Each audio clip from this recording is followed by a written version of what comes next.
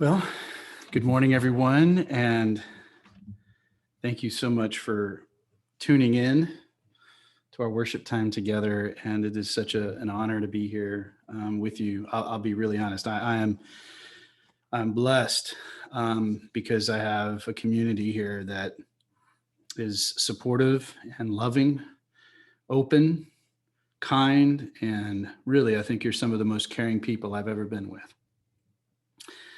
And today I'm going to be presenting a call to mission. And in our church, we have mission groups, and that's how we kind of work. And so I am presenting a new opportunity today, and I wanted to share it with all of you. Now, there's little doubt among us, right? And those who know us that we sincerely strive to be contemplative, a contemplative community. We use it in our verbiage, we talk about it, and but what does contemplation mean? I think that's what it kind of brings up in mind. Is it uniquely Christian is a question that some of us probably think. And I would answer with that with no.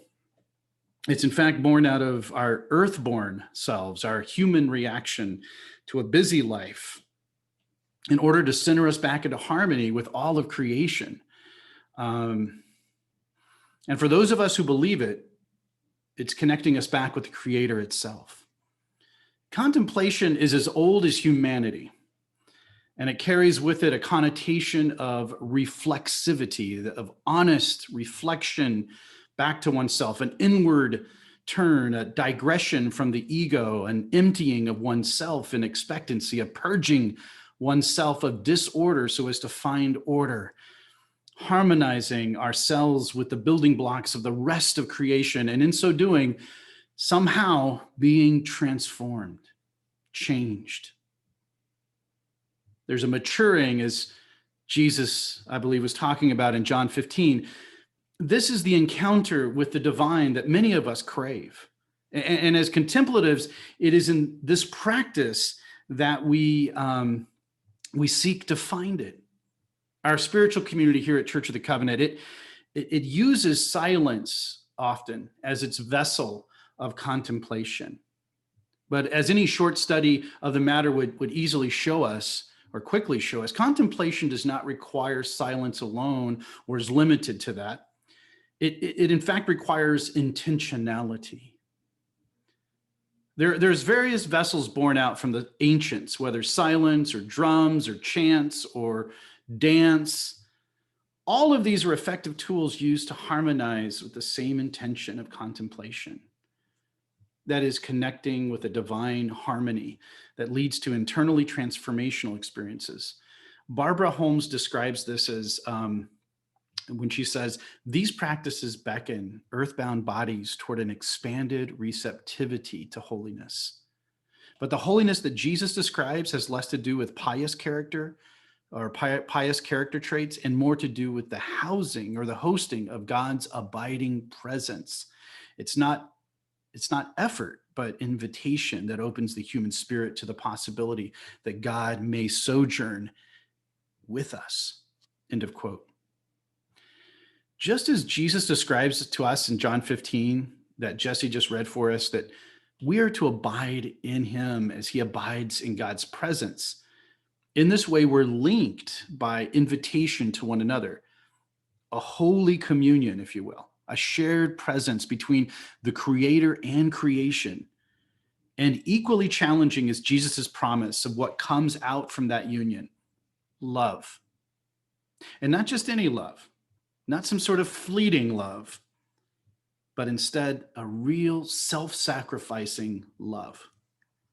You know, I'm convinced now more than ever, born out of my own contemplative journey these past few years, is an unshakable conviction that I must do all that I can to eradicate a cancerous sickness that permeates deep within our cultural psyche and continues to rob our communities of true joy, what Jesse just called in his prayer, evil, racism. This sickness is seated at the base of our peoples. It was brought to this continent hundreds of years ago, born out of greed and lust, as Colson Whitehead calls it, stolen people working stolen land. And this racism must be rooted out from our social structures and our cultural hierarchies. But this work is fraught with complexities and obvious dangers, so much so that many of us simply settle with it or even ignore it. But it is my experience that the targeted and victimized within this cultural sin or evil, they are unable to do the same because their very skin confines them to its painfully disadvantaging effects.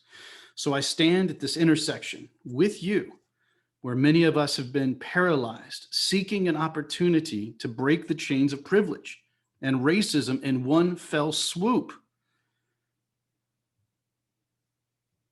And I can't help, as I think about those chains as we use the metaphor, I have here actual chains replicated from the times of slavery in our land, which wasn't that long ago. And here, even with these chains we put poor humans into, these chains extended beyond slavery and even into the native peoples of this land.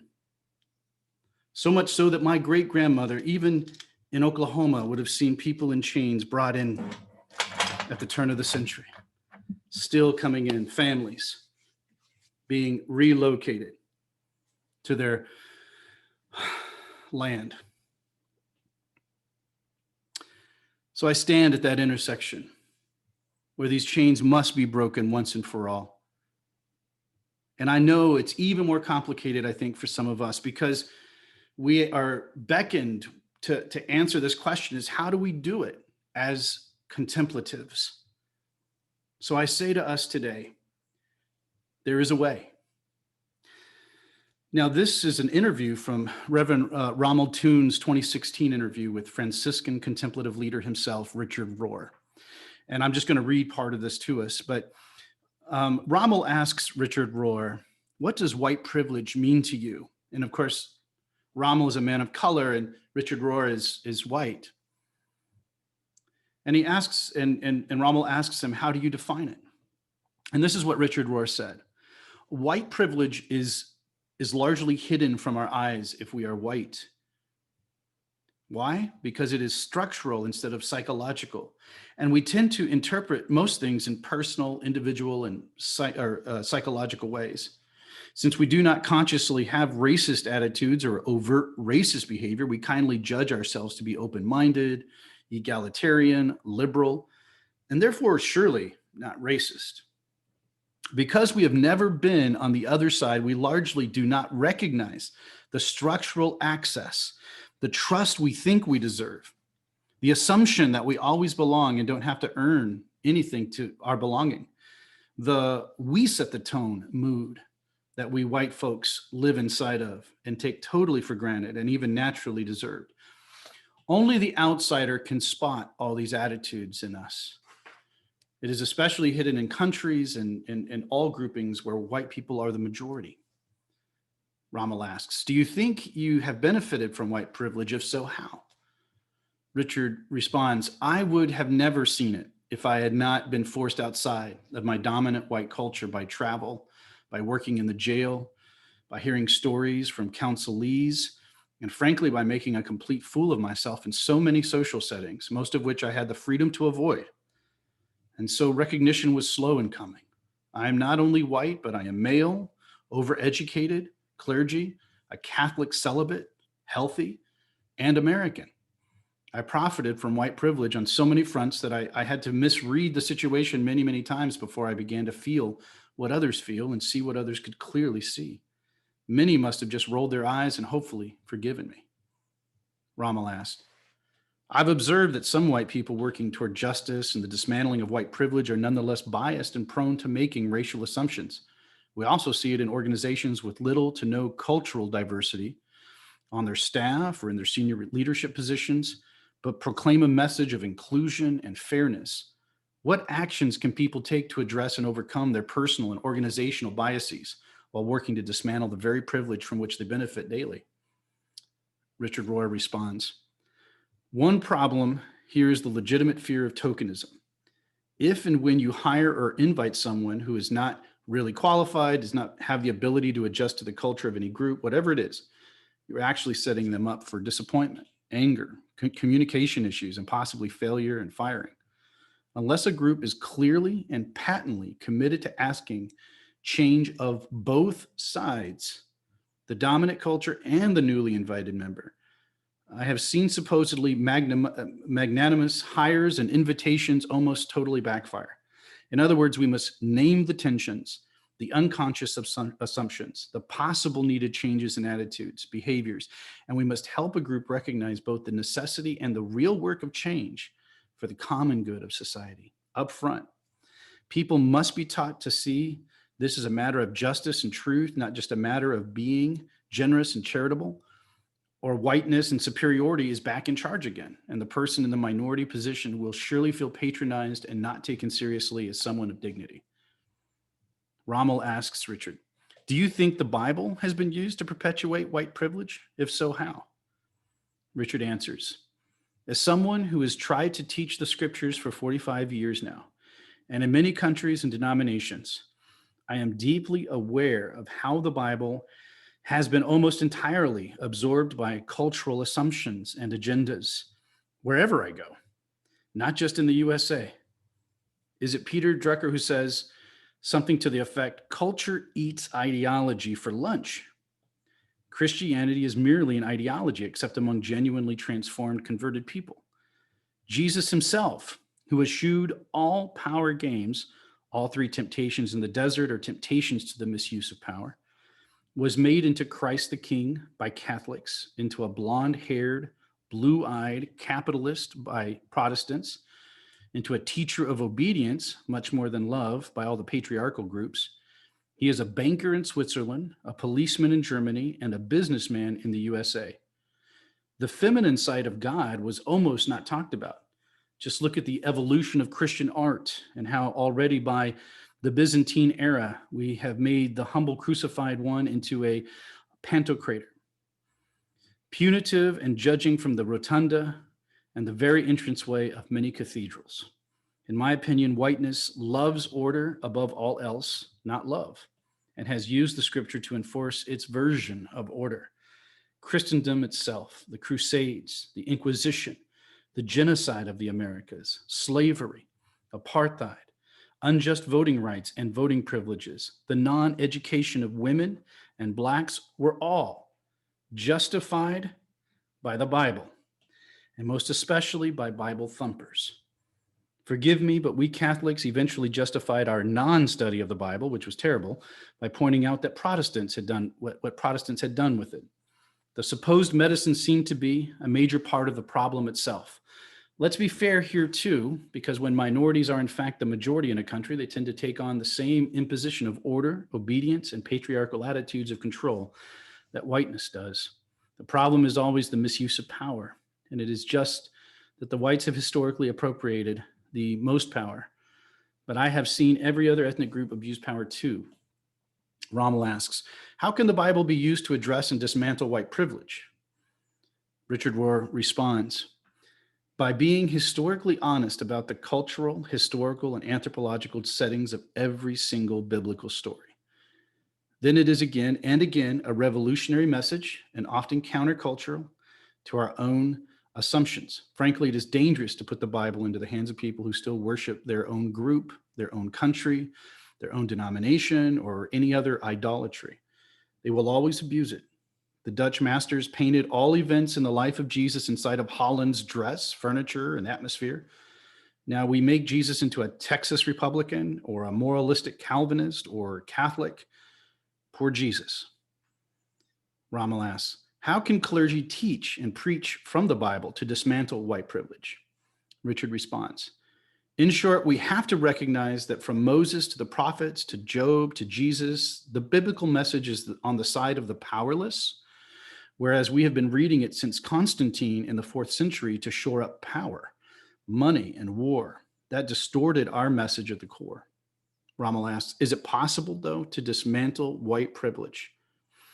And Richard Rohr responds, evil is always incapable of critiquing itself. Evil depends upon disguise and tries to look like virtue. We have to fully cooperate in God's constant work, spoken so clearly in Mary's prayer, which is always bring down the mighty from their thrones and exalting the lowly. It is the de facto story of history, art, and drama, and we have to get in on the story. Rommel asked, how can the contemplative tradition and meditation serve as tools to help people overcome white privilege? And then Richard Rohr said, some form of contemplative practice is the only way, apart from great love and great suffering, to rewire people's minds and hearts. It is the only form of prayer that dips into the unconscious and changes people at deep levels where all the wounds, angers, and recognitions lie hidden. Prayer that is too verbal, too social, too external, too heady never changes people at the level where they really need to change. Only some form of prayer of quiet changes people for good and for others in any long-term way. It sustains and deepens the short-term wisdom we learn in great love and great suffering. Forgive me for making that an absolute statement, but I believe it from years of working with people. Rommel then asked, do you have any closing thoughts you want readers to reflect on? And then finally, Richard Rohr says, I had naively thought racism was behind us when I was educated in the 1960s, but now I think much clearer and more honest. Education about white privilege is the best doorway to help those of us who think we are not racist to recognize that structurally and often unconsciously we still are. Our easy advancement was too often at the cost of others not advancing at all. So that's the end of that interview. Thank you for enduring it with me. And I want to say that as Richard Rohr, so eloquently reminded us that the racism we face is perpetuated on our side of the racial coin.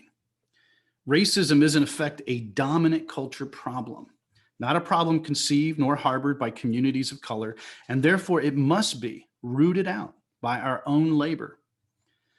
With the support of our covenant members today, I'm issuing a call for those who will join with me into a new mission group being formed in our church.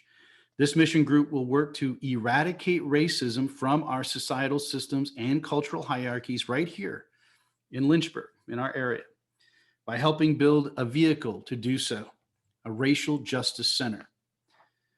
We will not be doing this alone.